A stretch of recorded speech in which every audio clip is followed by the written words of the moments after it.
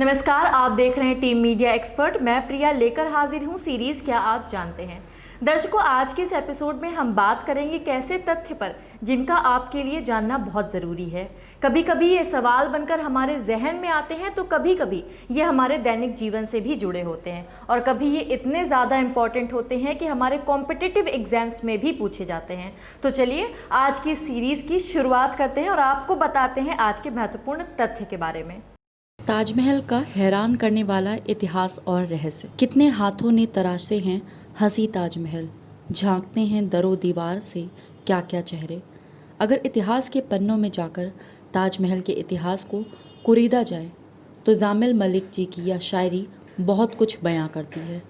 चाहे ताजमहल के बनने का इतिहास हो या फिर शाहजहां और मुमताज़ के निश्चल मोहब्बत की कहानी, वाकई में किसी अजूबे से कम नहीं मुमताज़ और शाहजहां की ये निशानी। बातों से तो आपको पता ही चल गया होगा कि आज का हमारा टॉपिक है दुनिया के 7 अजूबों में से एक ताजमहल।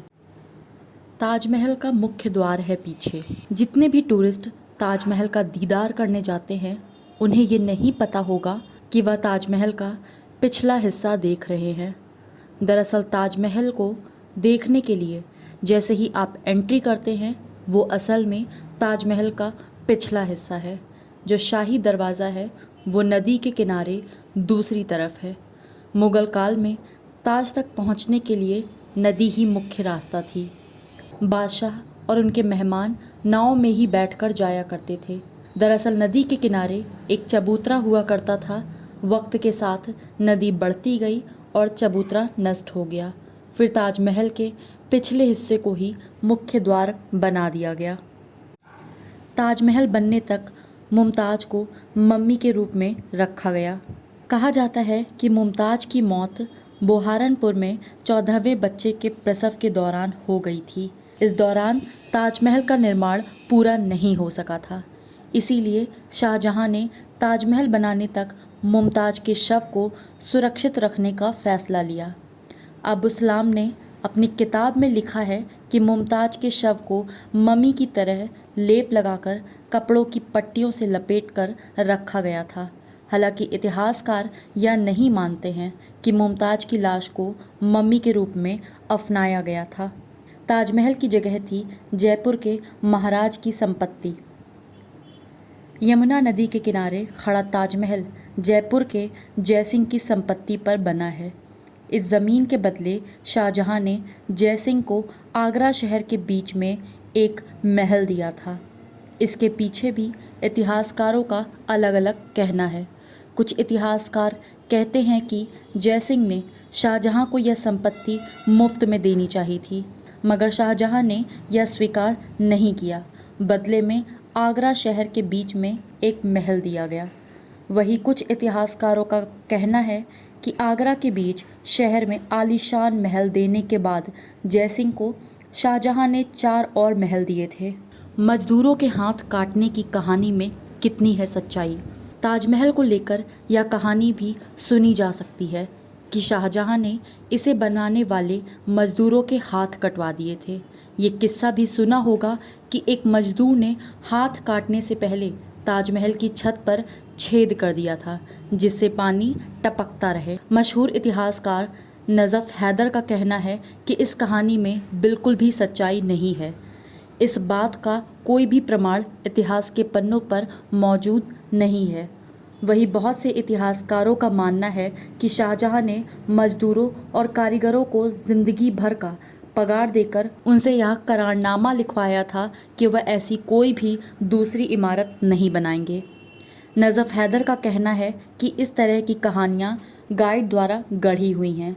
उनके पास ताजमहल के बारे में बताने के लिए कुछ भी नया नहीं होता था। ऐसे में वो टूरिस्ट को आकर्षित करने के लिए नई नई कहानियाँ गढ़ते थे। अंग्रेज़ों ने 7 लाख में बेच दिया था ताजमहल। अंग्रेज़ों ने ताजमहल को बेचने की कोशिश भी की थी। इसके लिए एक अंग्रेज़ी दैनिक अखबार में 26 जुलाई 1831 के अंक में ताजमहल को बेचने की एक विज्ञप्ति प्रकाशित हुई थी। एक सेठ लक्ष्मी चंद ने इसे 7 लाख रुपए में खरीद भी लिया था। नीलामी में यह भी शर्त रखी गई थी कि इसे तोड़कर इसके खूबसूरत पत्थरों को अंग्रेज़ों को सौंपना होगा। लेकिन इस नीलामी की खबर लंदन तक जा पहुंची और वहां असेंबली में सवाल उठने पर governor general Lord William Bentinck को ताजमहल की नीलामी को रद्द करना पड़ा। 15 वर्षों में तैयार हुआ सिर्फ गुंबद। 42 एकड़ में फैले इस अद्भुत ताजमहल को बनाने के लिए करीब 20,000 से ज़्यादा अधिक मजदूर लगाए गए थे और 22 वर्षों में ताजमहल बनकर पूरा हुआ था। सिर्फ गुंबद बनाने में ही 15 वर्ष लग गए थे। शेष 7 वर्षों में बाकी का काम पूरा किया गया। इस दौरान 1000 हाथियों को काम में लिया गया था, जो संगमरमर के पत्थरों को एक जगह से दूसरी जगह ले जाने का काम किया करते थे। इस दौरान पंजाब से जैस्पर, चीन से हरिताश्म और क्रिस्टल, तिब्बत से फिरोज़ा, अफ़गानिस्तान से लैपीज़ लजूली, श्रीलंका से नीलम एवं अरब से इंद्रगोप पत्थर लाए गए थे। ऊपर बड़े और नीचे छोटे हैं कुरान की आयतों के अक्षर। ताजमहल के मुख्य स्मारक के चारों तरफ कुरान की आयतें लिखी गई हैं। इस लिपि को सुलेखन फ्लेरिड थुलुट कहते हैं। इसे फ़ारसी लिपिक अमानत खान ने डिज़ाइन किया था। इसे ऐसे डिज़ाइन किया गया कि नीचे से देखने पर लिखावट एक समान लगे। इसके लिए ऊंचे फलकों पर उसी अनुपात में बड़ा लेखन किया गया और नीचे को छोटा। विदेशों से बुलाए गए थे कारीगर। इसे बनाने के लिए विदेशों से कुशल कारीगरों को बुलाया गया था। उनमें से 37 दक्ष कारीगर इकट्ठे किए गए, जिनकी देखरेख में करीब 20,000 मजदूरों ने काम किया। शिल्पकार उस्ताद अहमद लाहौरी इसके निर्माण के प्रमुख थे। लाहौरी पर्शियन थे और उन्हें ईरान से बुलाया गया था। इसके अलावा पत्थर पर डिज़ाइन तराशने के लिए मध्य एशिया में कारीगर बुलाए गए। ताजमहल फ़ारसी, तुर्क, भारतीय और इस्लामी वास्तुकला का प्रतीक है। शाहजहां और मुमताज़ की इस मोहब्बत की कहानी ताजमहल के बारे में आज हमने आपको बताया। ऐसे और भी बहुत सारे तथ्य हैं जिनके बारे में हम आपको बताना चाहते हैं, लेकिन उसके लिए आपको हमारे चैनल को लाइक और सब्सक्राइब करना पड़ेगा। तो बने रहिए हमारे साथ, देखते रहिए टीम मीडिया एक्सपर्ट। धन्यवाद।